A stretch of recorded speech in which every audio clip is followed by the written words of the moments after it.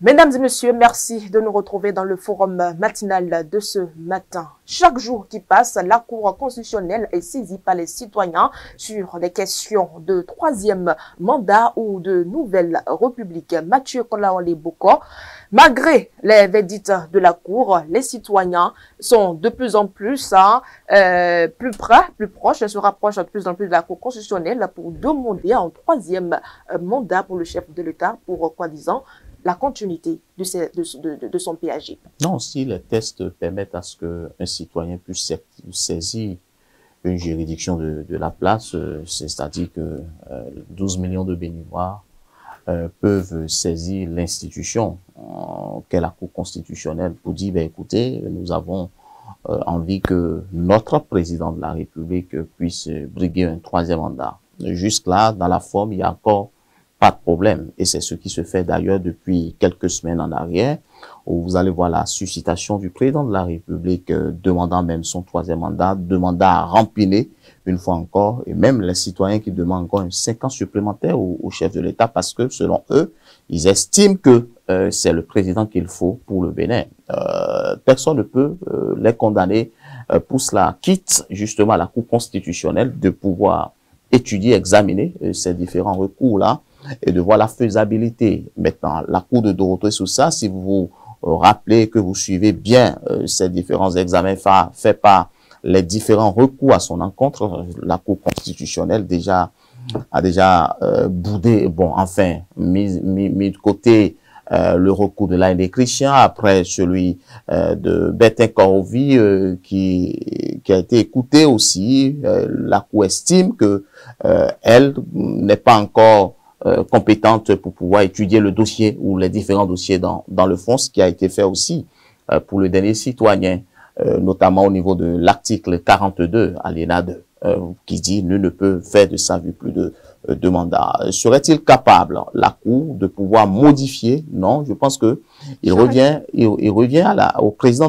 du Bénin, de la République et les membres de l'Assemblée nationale de pouvoir s'auto-saisit de ce dossier-là. Donc, la Cour se dit, aujourd'hui, moi, je suis pas encore compétente pour pouvoir évaluer ce que vous m'aviez envoyé. Donc, je laisse le président de la République faire son job. Le président de la République fait son job en réalité, c'est-à-dire que n'oubliez pas que nous sommes encore en 2025 et que le mandat du président de la République continue d'être exercé jusqu'en mai 2026, le 23 mai pour être précis. Donc, la Cour se dit, ben, écoutez, si le président de la République est en cours de son mandat, si les institutions marchent bien et que moi, la Cour, je pouvais déjà me statuer sur un recours alors que cela peut créer justement de la psychose dans le rang de la population ou dans l'opinion, ça ne relève pas de mes prérogatives.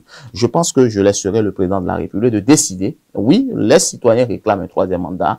Oui, les citoyens. Je pense que soit c'est aux citoyens de pouvoir écrire au président de la République de façon officielle ou d'aller déposer au secrétariat du gouvernement et que le président de la République puisse lire justement les différentes doléances de ces citoyens-là ou de cette population-là pour estimer que je pourrais partir ou non. Maintenant, si le président décide de saisir la Cour, tant mieux. Mais je pense que jusqu'à le débat n'est pas encore là. On attend ces différentes tournée du président de la République dans les différentes communes, dans les différentes circonscriptions, dans les différents départements, pour savoir ce que déciderait le président de la République. Vous savez, en politique, rien n'est statique, tout est dynamique. C'est vrai qu'on me dira que le président de la République peut-être s'est déjà prononcé sur le sujet en disant qu'il ne reviendra plus, mais si l'appel devient de plus en plus intensifiant, je pense que quitte à la conscience, justement, du président de la République de décider et s'il serait candidat ou pas pour continuer l'aventure que réclame justement la population béninoise. Vous ne pensez pas que la réaction du chef de l'État doit être quand même venir aussitôt, puisqu'il y a trop de recours à la Cour constitutionnelle et malgré cette décision rendue par la Cour, les citoyens ne cessent pas de saisir cette Cour. Est-ce qu'il n'est pas temps que le chef de l'État lui-même réagisse par rapport à ces différents recours? Non, en tant que président de la République... Où le temps est permis, on peut prendre tout le temps. Non, en tant que président de la République ou en tant que père, justement, d'une famille, il faut savoir sortir les mots justes au moment qu'il faut. Parce que, souvenez-vous que le chef de l'État, devant la presse internationale, a dit que le moment opportun viendra pour que peut-être on puisse voir. Et il a juré peut-être après qu'il ne serait pas président de la République. Ça, ce n'est qu'en ce moment précis que le chef de l'État l'a dit. Moi, je dirais pas que le chef de l'État veut être président de la République ou veut briguer un troisième mandat. Mais je dis, nous sommes en politique. Et lorsque c'est la politique, moi, j'aime être prudent, surtout avec les acteurs politiques. Et je me dis, jusque-là, le président de la République n'a pas encore fini son mandat. Je dis, laissons le temps au temps pour savoir ce que le temps réserve au temps. Donc, jusqu'à l'instant T où nous parlons, si éventuellement, on suppose même, c'est une supposition et c'est une probabilité que le chef de l'État, durant sa tournée, peut-être que les différents appels commencent pas à être suscités dans les différents départements. Je veux prendre Zou, Colline, Alibori, Borgou, Ouémé, Plateau, tout le monde commence par dire on veut un troisième mandat. En ce moment-là, si le chef de l'État dit bon, ok, je décide d'aller, jusque-là, il est encore citoyen. Il est libre de dire les membres de la Cour constitutionnelle, je veux être président de la République, c'est le peuple qui me réclame, maintenant je vous laisse gérer le jeu. Maintenant, si l'Assemblée nationale veut aussi accompagner, tant mieux. Maintenant, quitte au référendum de décider aussi. S'il y a référendum, bien évidemment. Maintenant, s'il n'y a pas référendum, c'est que c'est l'Assemblée, c'est la Cour constitutionnelle qui va statuer. Maintenant, jusque-là, on n'en a pas encore là. Mais je pense que... Voulez-vous dire que la tournée du chef de l'État va vraiment agir sur sa réaction? Je ne le dis pas. Je ne le dis. Je ne peux jamais l'affirmer parce que moi, je ne suis qu'un analyste. Et je me dis que si éventuellement, j'ai dit si, écoutez-moi très bien, je n'affirme rien.